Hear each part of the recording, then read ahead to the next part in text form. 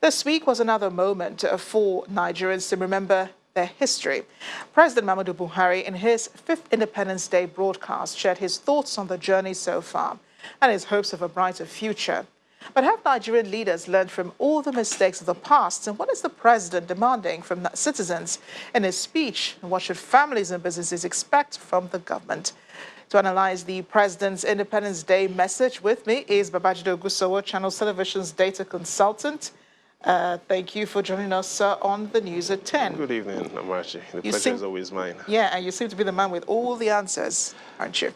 We hope to get some answers tonight. Tonight's episode, this week was a beautiful week. We've seen a reason to celebrate and remember our history. But there are three secrets I would like to share with you tonight.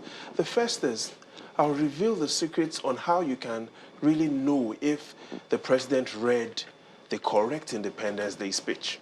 The second is, the president is back from South Africa. Tonight, we've also seen the person Nigerians voted for in the Big Brother Nigeria. So we should also ask ourselves a question, and I'll reveal a secret about how do we determine which country the president should go to next if we were to put that to vote. And I'll share how we can do that. Yeah. But let's look at the very first secret, how to determine if the speech was right. And I'd like us to quickly look at the quantity of the words the president had used in this Independence Day broadcast, Amachi. And if we closely listen to the president's speech, here's what you find. In this Independence Day broadcast, he had used 2,423 words. Here's what I mean. This is his longest ever Independence Day speech. 2015 was his shortest Independence Day speech. In 2015, he had used only 1,061 words. Now, we see a speech that has 2,423 words. What does this mean?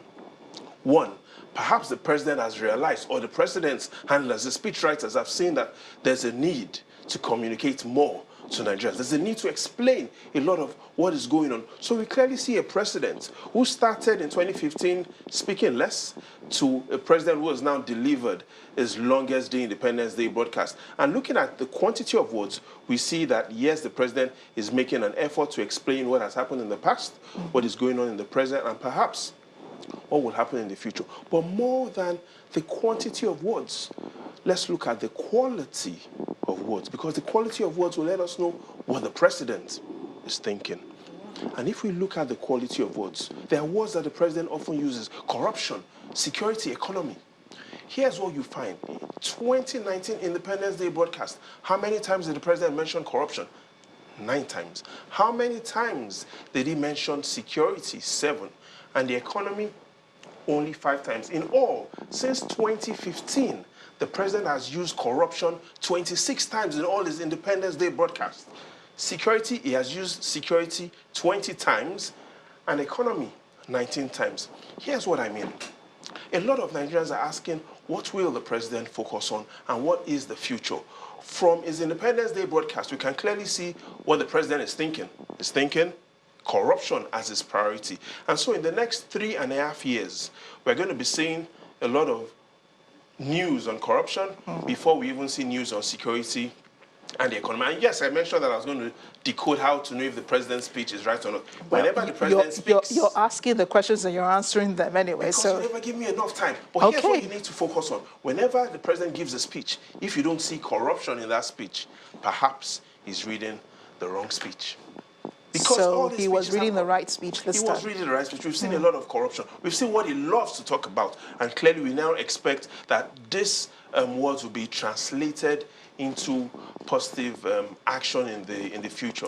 Let me ask, how well do you think he's doing with corruption? And what else do you think he needs to do to win this war? You know, you're speaking about corruption. We've heard a lot of people say, whenever we fight, corruption is fighting back. But that is really not true, because corruption gave the first punch. So what is really happening is we are the ones fighting back. Corruption's truth has thrown the first punch, so we are fighting back.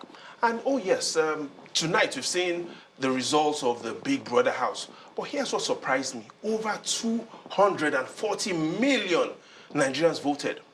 In other words, there were more votes on BB Niger than even the presidential election. Yeah. So if the president, now we've seen him back from South Africa, if we are to vote, Nigerians were to vote, what country should he go to next? And I have one suggestion. The country that has the least, that is rated the least in terms of corruption in Africa, Botswana.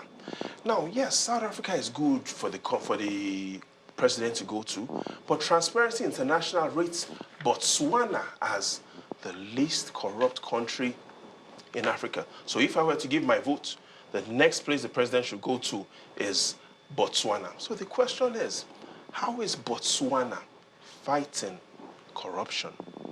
And so I'd like to share these three things about what Botswana is doing. Okay. The first is they've really done a lot about quality of investigation.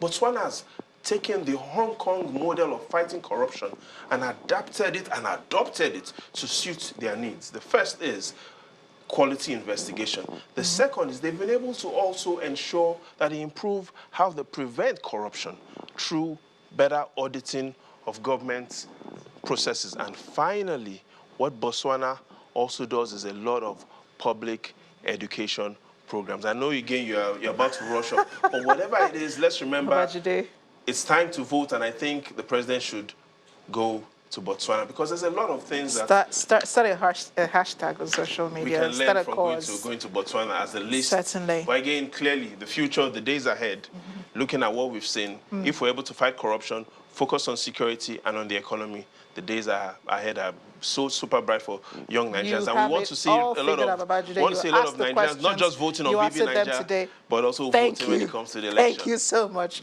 for joining us on the News at 10. It was a pleasure having you here. Thank you, Babajide Ogunsanya.